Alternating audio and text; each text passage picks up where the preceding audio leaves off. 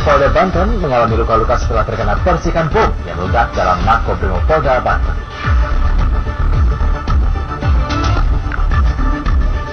Proses seleksi calon pimpinan KPK tertunda hanya karena pertentangan KIH dan KMP.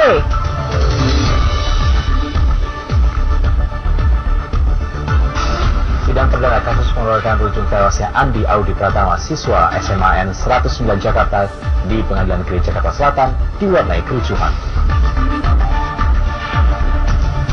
Anda yang mengidolakan tokoh kartun Doraemon, kini Anda bisa melihat langsung tak hanya di layar kaca.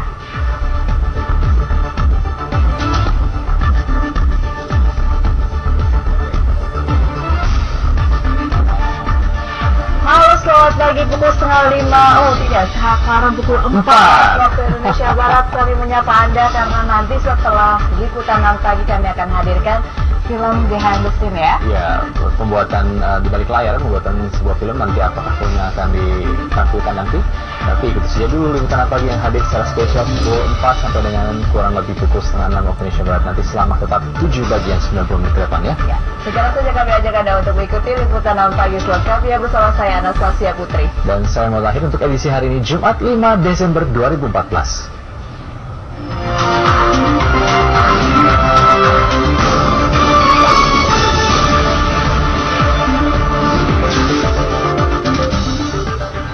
Informasi pertama kami awali dari peristiwa kebakaran. Api melalap habis bangunan sebuah restoran di kawasan Menteng, Jakarta Pusat. Saudara, api diduga berasal dari kebocoran tabung gas LPG dan kebakaran ini membuat para pekerja serta pengunjung restoran yang tengah makan berhamburan keluar.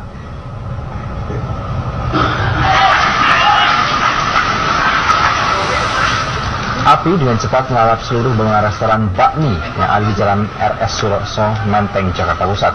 Sebanyak 15 unit mobil pemadam kebakaran yang diterjunkan akhirnya bisa menjinakkan api setelah 1 jam kemudian. Pengunjung yang tengah menikmati makan malam langsung menyelamatkan diri sehingga terhindar dari kobaran api. Tidak ada korban jiwa dalam kebakaran yang diduga dipicu oleh tabung gas LPG bocor karena sebelumnya terdengar beberapa kali ledakan sebelum api kemudian menyambar dengan hebat.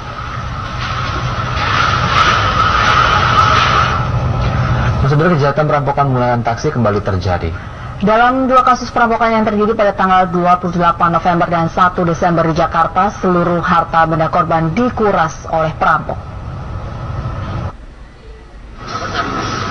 Inilah 2 taksi ekspres dengan nomor pintu DP8015 dan DP8012 yang sebelumnya diduga digunakan dalam 2 aksi perampokan di Jakarta malam hari tanggal 28 November dan 1 Desember lalu di wilayah Setiabudi Kuningan dan SCBD Kebayoran Baru, Jakarta Selatan.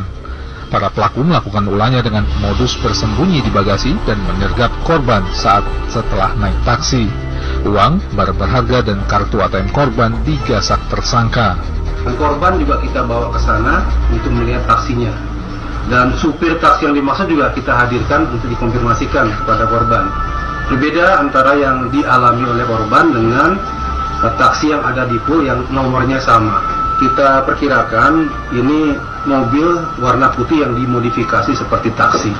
Pengakuan korban, pelaku rata dari umur yang masih muda. Ya, kita perkirakan ini rekrutmen baru, mirip sekali yang 2013 dengan yang sekarang. Bisa jadi pelaku yang sudah dihukum itu sudah lepas, kita akan cek lapas. Terus menyatakan armada taksinya telah dilengkapi pengaman untuk mencegah perampokan. Agar terhindar dari kejahatan perampokan dalam taksi, para calon pengguna jasa diharapkan memperhatikan sejumlah hal berikut. Kita menyarankan agar taksi itu dipesan melalui aplikasi kita atau melalui call center atau melalui pangkalan resmi. Kalau penumpang lambai di jalan untuk mendapatkan taksi, disarankan dengan sangat sekarang ini untuk memeriksa secara singkat bagasi dibuka sebentar. Jangan lupa buka sebentar ya Pak. Kalau dia nggak mau dibuka, jangan dipakai. Sudah bisa berjalan seperti itu penumpang kalau misalnya ada nomor taksi dilaporkan ke kerabat terdekat sehingga bisa dicek. Hingga kini polisi masih mencari kawanan perampok penumpang taksi ini. Sejak tahun 2013 lalu tercatat 16 kasus perampokan dalam taksi dan sejumlah pelaku telah ditangkap serta dipenjarakan. Isa Ansori dan Arofah Sopandi melaporkan dari Jakarta. modus perampokan yang belum hilang gitu. Kita pernah meliput waktu itu seperti itu juga ya.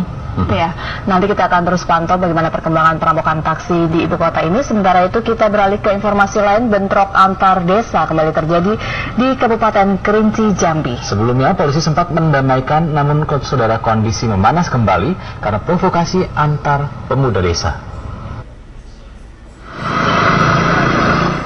Hanya selang 20 hari setelah damai pada pertengahan November lalu, Kamis dini hari kembali terjadi bentrokan antara Desa Kumun dan Desa Tanjung Pauh di Kabupaten Kerinci, Jambi. Kamis pagi, suasana di kedua desa itu kembali mencekam. Sejumlah batu bekas perang antar desa dini hari tadi masih terlihat di sepanjang dua desa yang bertetangga ini. Keadaan sudah dapat dikendalikan setelah jajaran polisi dan TNI berjaga di kedua desa ini. Aksi saling serang antara dua desa ini dipicu oleh aksi provokasi oleh sekelompok pemuda. Dari salah satu pihak dengan menggunakan kendaraan bermotor, mereka berjalan ke hutan dengan memancing